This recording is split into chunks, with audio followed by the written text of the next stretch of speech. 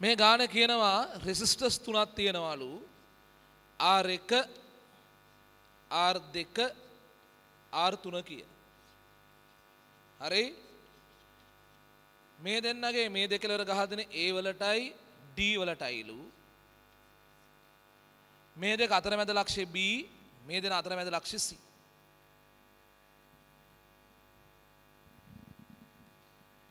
A සහ D දෙකලවට ගහලා තියෙනවලු wall 300ක්. A හා D දෙකට වෝල් 300ක් ගහලා තියෙනවා. ඊළඟ කියනවනේ පුතේ B හා D අතරට ගහලා තියෙනවලු තව උපාංගයක් S1 කියන. C සහ D අතරට ගහලා තියෙන උපාංගයක් S2 කියන. ඒක මේ පැත්තේ ඇඳ කියලා කිසි අවුලක් නැහැ. හරි ඊළඟ කියනවනේ S1 සහ S2 හරහා ගලන ධාරා දෙක ඇම්පියර් 10 සහ 20ලු. මේක යන ධාරා ඇම්පියර් 10යි S1 හරහා යන ධාරා ඇම්පියර් 10යි S2 හරහා යන ධාරා ඇම්පියර් 20යි. මේක යන්නේ ඇම්පියර් 10ක්ලු මේකේ මිලි ඇම්පියර් 20ක්.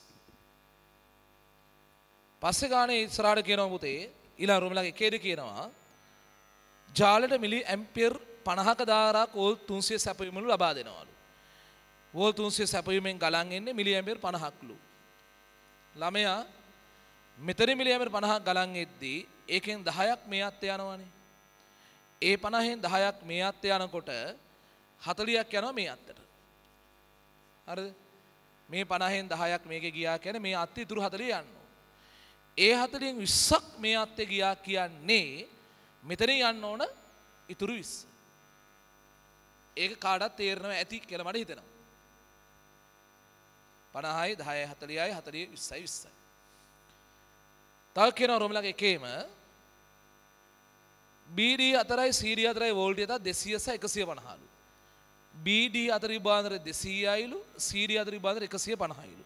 දුව CD අතර විභාන්තරය 150යි CD අතර විභාන්තරය 150යි BD අතර විභාන්තරය 200නේ. කොල්ලා BD අතර විභාන්තරය 200 වුණාට BC අතර විතරක් විභාන්තරය නම් පුතේ 50. ඇයි මේ මෙතන 200 නා. මෙතන 150 නා. මෙතන ඉතුරු 50 තියෙන්නේ. දැන් මේ විභාන්තරය 200යි. මේ මුළු එක 300යි. 300 මේ 200 අයින් කරාම අඩු කරාම මෙතන ඉතුරු වෙන්නේ තව 100. තේරුණාද? මේ ගානේ රුමනක 1යි 2යි අහන්නේ R1 R2 R3 මෙයාගේ අභ්‍යන්තර ප්‍රතිරෝධය මේකේ ප්‍රතිරෝධය. පස්සරයක් ඕම නියමේ දාන්න තියෙන්නේ. මේ හැම රෙසිස්ටරයක්ම ගහලා තියෙන ලක්ෂ්‍ය පැහැදිලි. එතන මේ හැම රෙසිස්ටර් විභවාන්තරය පැහැදිලි. මෙයාගේ විභවාන්තරය 100. මෙයාගේ විභවාන්තරය 50. මෙයාගේ විභවාන්තරය 150. මෙයාගේ විභවාන්තරය 150. මෙයාගේ විභවාන්තරය 200. ධාරාවල් ඔක්කොම දාන්න. තනියගේ ධාරාවල් දාන්න. හැම එකාටම ඩෙල්ටා විසන IR දදා යන්න තමයි තියෙන්නේ. ප්‍රශ්නේ හැබැයි කියවන්න. පිස් එක වගේ හදන්න නැතුව. ඇඳගමු. මං වගේ ඇඳගමු. පුතා හැම අත්තකම ධාරා ලකුණු කරගන්න විභවාන්තරවල් 3ක් ලකුණු කරන්න තියෙනවා. 100යි 50යි 150යි. 100 50 සහ 150. හැම රෙසිස්ටරයකම රෝමන කියවන්න එක කියවන්න ට්‍රිගෝ කියවන්න එක මේ ධාරාවල් ටික දීලා විභවාන්තරවල් දීලා R1 සහ R2 සහ R3 අගයන් සොයන්නලු. මේ අගයන් ඔයගොල්ලෝ දාන්නම අගය කියන්නේ නැහැ ලිව්වට පස්සේ මං කියන්නම්. හැමෝම මං කියන දේ කරන්න. R1ට දාන්න ඕම නියමේ. R1ට ඩෙල්ටා විසන IR කියලා ලියන්න.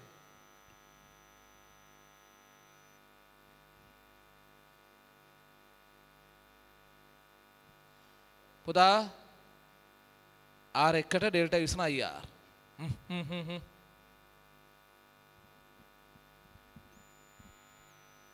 ඔයගොල්ලෝ ලියන්න පුතේ මම පස්සේ කියන්න. හරි. ඕක ලියවෙන්න ඕනි. මෙහෙමද ලියුවේ බලන්න.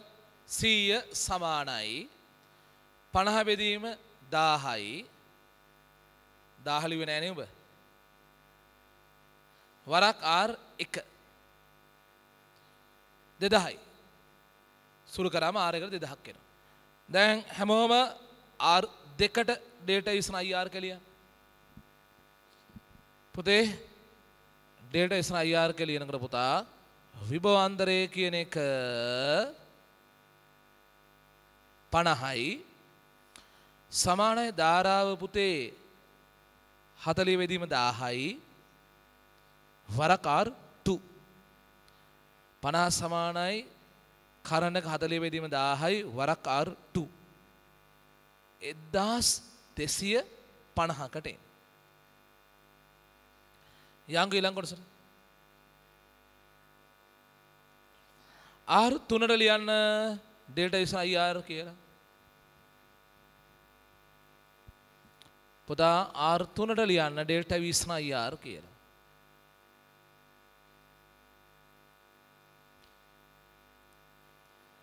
එකසිය 50 සමානයි කියලා යන්න. අය කියුණා මට. 150 සමානයි. ධාරාව දුව 20 බෙදීම 1000යි R3. 150 20 බෙදීම 1000යි වරක් R3. පුතේ 7500. උත්තර තුන ආයෙ චෙක් කරන්න. 2000 1250 7500. පුතා යන්න ඊළඟ කොටසට. පුතේ දැන් අහන්නේ මොකද්ද පුතේ? S1 S2 උපකරණ දෙකේ අභ්‍යන්තර ප්‍රතිරෝධ. right. කොකෝ ට්‍රින්කෝගේ යහපැතේ කොල්ලා. පොළොන්නරුනේ. එන අනුරාධපුරේ. නමුල්ලේ. චුට්ටක් මෙහා. හරි. S1 මේකගේ ප්‍රතිරෝධ හොයන්න නම් එයාට ඕම නියම දාන්න ඕන. හරිද? මං අහන්නේ මෙයාගේ ඩෙල්ටා V කීයද? 200යි. හරි. මෙතනටයි මෙතනටනේ ගහලා තියෙන්නේ. 200 සමානයි 10 බෙදීම 1000යි සිම්බල් R එක.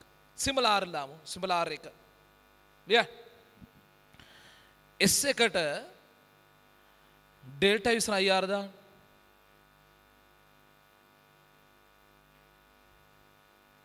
S එකට ඩෙල්ටා ඉස්න IR ලියන්න. 200 සමානයි 10 බෙදීම 1000යි සිම්බල් R එක. පුතා 200 සමානයි 10 බෙදීම 1000යි සිම්බල් R එක.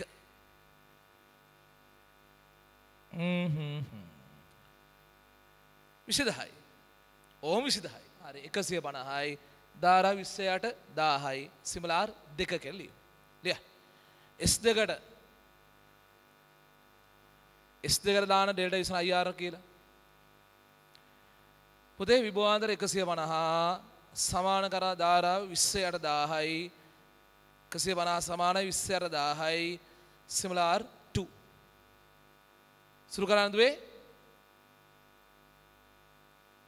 7500යි. ආයෙමත් එන 7500යි. හරිද? පස්සරයක් දැන්. යන් ඉස්සරහට. පුතේ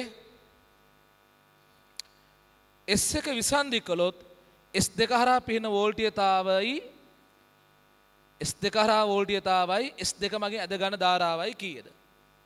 කොල්ලා නවත්තන්න කතාවල් මේ පැත්තට හැරෙමු. S1 විසන්ධි කළාලු. දැන් මම සර්නේ මම මේක ඊයේත් මේ වෙලාවටද ගොඩ හැදුවා. මේ ටිකකට කලින්. ටිකක් කලින්. මේ S1 ගැලෙව්වලු කොල්ලා.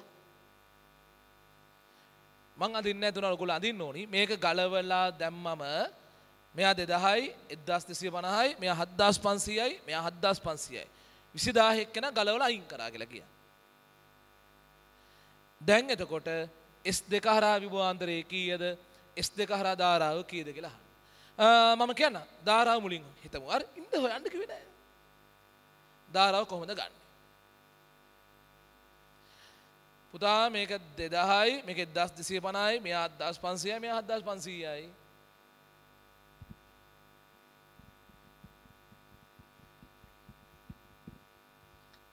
මම මේ ටයිම් එක දුන්නේ කාට හරි මෙහෙම හිතුණාද කියලා බලන්න. සර් මේ 7500 7500 කියලා බර කර කර කියන්නේ මේ අතු දෙකේ එක සමාන ධාරාවක් කියන්නේ. මේන ධාරාව සමසම බෙදෙන්නේ කියලා අපිට හිතා ගන්න නේද? ඔව් ඔව්. ඊට එහා යමින් කාට හරි හිතුණා නම් සර් ඉතින් එතන මිලි ඇම්පියර් 50 නෙමේ එන්නේ 50 25 25 ගාන තමයි බෙදෙන්නේ කියලා. එයයි මගේ සතුට. ඒ උනාට ඒක වැරදි. ඇයි වැරදි? නෑ ඒක වැරදුනොත් එපා මට උගන්වන්න පුළුවන් වෙන්නේ. ඇයි වැරදි?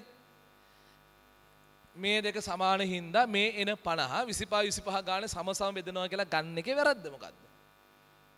මේකයි. මම මේ දැන් අහන්නේ කොහොමද ළගේ? මේ 50 මේ එන 50 සමසම බෙදනවා 25 ගාන කියලා ගන්න එකේ වැරද්ද මොකද්ද? රෙසිස්ටර් දෙක සමානයි නම් සමසම බෙදෙන්න එපැයි පුත කොහොමද? වැරද්ද? ඔතනින් දැන් එන්නේ 50 නෙවෙයි. ඇයි එදාර අන්නලා බය කරේ මොලට මේ එක තැනක බල්බ් එකක් ස්විච් එක දැම්මට පස්සේ එන කරන්ට් එකම වෙනස් වෙනවා කියලා කරේ. දැන් කොල්ලෝ මේක එක රෙසිස්ටරයක් අයින් කරපු ගමන් සර්කිට් එකේ සමග ප්‍රතිරෝධය වෙනස්. ඉස්සර ගාන නෙවෙයි. එන ධාරාවම වෙනස් පුතා. දාහගමු හැමෝම 7500 7500යි සමාන්තරගතයි කීයද? කීයද? 3750යි. ඒකට මෙයා 1250 ශ්‍රේණිය ගතයි. කීයද? කීයද? 5000යි. ඒ 5000ට මේ ඒකත් බෑ දැන්. අගේ යකෝ හොයපු අගේ කියා ගන්න. අර එකතු කරන්න එක බැරි එක නෙමෙයි. දැන් කීය හොයපු අගයක් කියා. කීයද? 2000යි. එකව කරාම 7000යි. මෙහෙමයි කරන්න යන්නේ 7000ට දාන ඕම් නියමයි. 300 සමාන i වරක් 7000 කියලා. සුළු කර i ගන්නවා. ඊට පස්සේ මේ එන i එක මේකේ සමසමව බෙදනවා. සමසම බෙදනවා. ප්‍රතිරෝධක සමාන හින්දා. ඒතර ඒකේ ධාරාව අපිට හොයන්න පුළුවනි. ඊට පස්සේ මේකේ දෙපස් විභවාන්තරය අහනවා. එයාට විතරක් ඕම නියමේ දානවා. දෙකෙන් බෙදලා ගත්ත ධාරාවයි ප්‍රතිරෝධෙයි ගුණ කරලා. අදින්න අලුත් එකක් අඳින පුතේ. මෙයා නැතුව මේ අත්තම නැහැ. ධාරා ලකුණු කරන්න එපා දෙයියනේ. ධාරා එපා. විභවාන්තර එපා. බැටරි 300 නම් කරන එච්චරයි. රෙසිස්ටර්ස් වල අගයන් එතන ලියන 2000යි 1250යි 7500යි 7500යි. ලියමු. R සමක සමානයි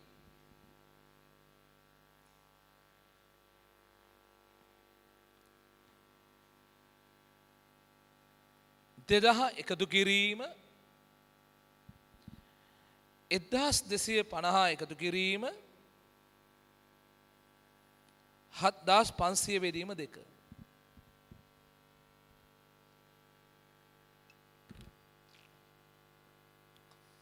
දෙදහ දාන 1500 දාන 7500 බෙදීම 2. 7500 දෙකෙන් බෙදුවා 3750යි 3750 1250 එකහො කරා 5000යි 5000 2000 එකහො කරා 7000යි කියලා. කොල්ලනේ 7000ක් ආවා. දැන් යන R සමකයේ ඕම් නියමේ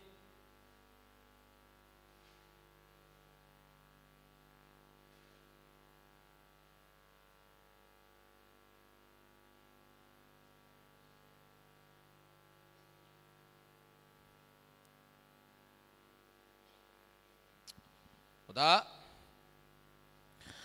300 සමානයි i වරක් 7000යි 300 සමානයි i වරක් 7000යි බිඳු දෙකක් කපමු 3 යට 70යි පුතා ඒක දශම කර මේ මං ආසයි ඔය 3 යට 70 වෙනේ උත්තර ඇම්පියර් නේ ඉන්නේ මිලි ඇම්පියර් වලින් අහන්න ඔයාලගේ මුවි 1000න් ගුණ කරලා මිලි ඇම්පියර් කරලා කියන්න 3 යට 70 1000න් ගුණ කරලා මිලි ඇම්පියර් කරලා ගන්න 3 යට 70 1000න් ගුණ කරා බිඳුවර බිඳුවක් කැපුවා 307න් බෙදුවා දුව 40 කීයද වෙන්නේ 42යි දශම 42.8 මිලි ඇම්පියර්.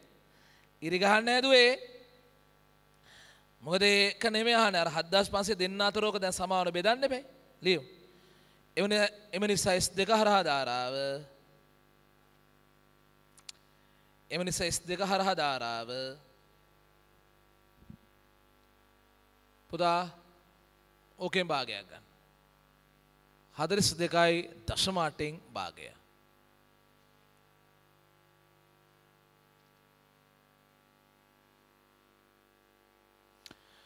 විසි එකයි දශම 4 මිලි ඇම්පියර්.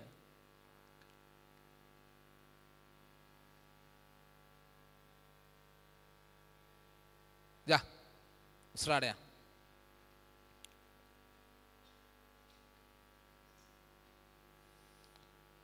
කියවනින්න නෑ ඒක විභවාන්තරය හොයන්න තියෙනවා. එයාටම දාන්න ඕම නියමේ. S2කට ඩෙල්ටා විසන IR දාන්න. පුතේ S2කට ඩෙල්ටා විසන IR දාන්න පුතාලා කරන්ට් එක ඕකෙන් 21.4 1000න් බෙදලා දාන්න ඕනේ නේ පුතේ.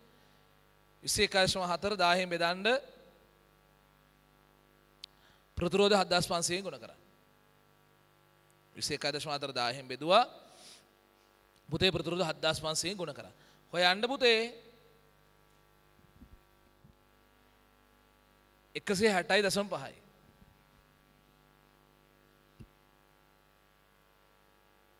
හරි.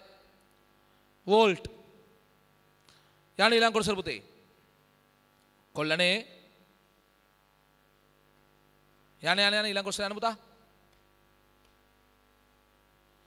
දැන් කියනවා පුතේ S2 නියමිත අන්දමින් ක්‍රියා කිරීමට නම් එර ලබා දෙන ප්‍රධාන ක්ෂමතාවය ප්‍රමාණනය කර ඇති වොත් තුනෙන් 5ක් ධනහෝරින විය යුතුයිලු. S එක ඉවත් කළ විට S2 නියමිත අන්දමින් තවදුරටත් ක්‍රියා කරයිද නොකරයිද යන සනාථ කරන්න. මගේ පැත්තට හැරුණත් මට ලේසි. S එක දැන් අයින් කරලා තියෙන්නේ. S2 කියන කෙනා වොත් තුනෙන් වැඩ කරන කෙනෙක්ලු. වොත් 3 කියලා කිව්වට ධනහොරින 5ක chance එකක් දීලා තියෙනවා. එහෙනම් ක්ලාස් හරිනේ වෙලා දැන් අපි කොයි සාමාන්‍ය කෙනෙක් ක්ලාස් එක 8 වෙන 12 වෙනකන් තියෙන ඉවර වෙනලා ධනහොරින මිනිත්තු 5ක් කියලා කියන්නේ. 11:55යි 12:05 අතර ඕන වෙලාවක අරින්න පුළුවන් වගේ නේ කියන්නේ. මේක වොත් 3 කියලා කිව්වට 0.5ක් එහා 100%ක් එහා මෙහා වුණාට අවුලක් නැහැ කියලා කියන්නේ. දැන් මේ වෙලාවේ මේක වැඩ කරන ක්ෂමතාව මේ ඇතුලේ මේ සීමාව අස්සේ තියෙන එකක්ද කියලා තමයි චෙක් කරන්න. දැන් අපි පීසන VI කියලා දාලා බලන්න යන්නේ. VI දානකොට මේකට 160.5 දාලා ධාරාවට අනේ පුතේ මට මතක නැහැ 21.4යි වගේ මට මතක 1000න් බෙදලා දානවා. විභවාන්තර මෙච්චරයි ධාරාව 21.4 බෙදීම 1000ක් දාලා මේක ක්ෂමතාව සුළු කරලා ගන්න. හරි. ක්‍රම දෙකක් තියෙනවා හදන්න. අනේ අද නම් දෙකම ලියවන්නේ නැහැ.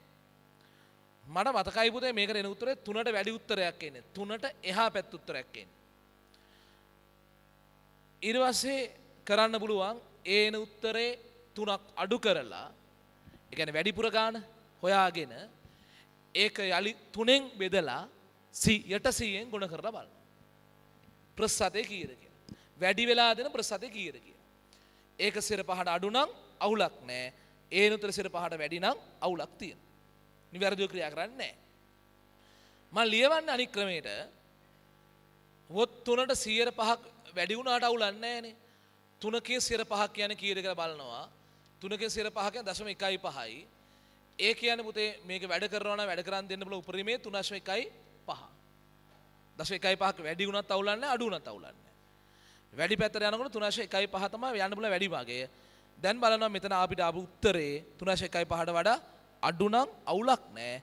මේ ඇවිත් එන උත්තර 3.15ට වැඩි නම් අවුලක් තියෙනවා. ඒක තමයි මම කරන්න යන ක්‍රමය. පටන් ගන්න පුතේ S2කට P සමාන VI කියලා ලියන්න. S2කට P සමාන VI කියලා ලියන්න. V කියන එක ගන්න ලියන දුවේ 160.5 කියලා. 160.5. ධාරාව ලියන දුවේ 21.4 බෙදීම 1000. 1.6.5 ගුණ කරවන්න ධාරාව 21.4 බෙදීම 1000. හරි. කරා යන හොඳ පුතාලා වගේ. හරි. කීයද ආවේ? 3.4යි 7.1. 3.4යි ගානක් ආව කොහොම හරි නේ. ඒ ඇති ඒක. කොහොමද 3.1 ඒ පහට වඩා වැඩි නේ. 3.4යි 3ද 4යි 7ද කීයද කියලා බලන්න ඕනේ නැහැ. ලියා ගන්නමු. ක්‍රියා කිරීමට අවසර ඇති උපරිම ක්ෂමතාව. ක්‍රියා කිරීමට අවසර ඇති උපරිම ක්ෂමතාව. ක්‍රියා කිරීමට අවසර ඇති උපරිම ක්ෂමතාව ලියන්නදව මොකක්ද ලියන්නේ? 3ට එකතු කරමු දුව 3 වරක් 105ක්. 3ට එකතු කරන්න 3කින් 105ක්. 3ට එකතු කරන්න 3කින් 105ක්.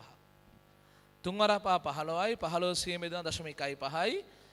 අරක එකහු කරාම ඔක්කොම 3.15යි. හරිද? දැන් යඩේ ලියන්න පුතේ. 3.15ට වඩා විශාලයි 3.4යි ඔයාට ආපු උත්තරේ පුතේ 3.4යි ගාන. එම නිසා S2 නිවැරදිව ක්‍රියා නොකරයි. එම නිසා S2 නිවැරදිව ක්‍රියා නොකරයි.